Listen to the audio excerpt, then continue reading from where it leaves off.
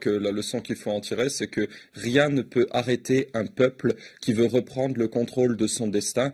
On sentait bien, vu de l'extérieur depuis des années, qu'il y avait un problème avec la présidence algérienne, qu'Abdelaziz Bouteflika ne semblait plus en état d'exercer pleinement ses responsabilités. Vous avez aujourd'hui un pays qui est extrêmement jeune, qui a des aspirations différentes, et ça a conduit à cette crise. Et le peuple tenait absolument à aller jusqu'au bout et à reprendre, comme je le disais, le contrôle de son avenir. Ouais, on reviendra sur le programme des européennes des Républicains, où il est beaucoup question de la montée de l'islamisme et du péril islamiste.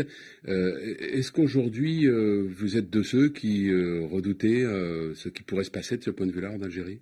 Peut-être pas autant que dans d'autres pays. Comme je l'ai dit, c'est un pays extrêmement jeune, donc qui a des aspirations à la liberté sociale qui sont très fortes. Et je pense que l'Algérie, c'est un pays qui, de par son passé plus ou moins récent, de par aussi ce qui a pu se passer dans des pays plus ou moins voisins, a tiré certaines leçons de ces choses-là. L'armée, quoi qu'on en dise, exerce malgré tout, on l'a vu encore cette nuit, un contrôle très fort aussi sur ce qui pourrait se passer. Donc le risque d'islamisation, il existe. Il faut que ça penche du côté démocratique. C'est très important, mais il est peut-être moins important qu'ailleurs.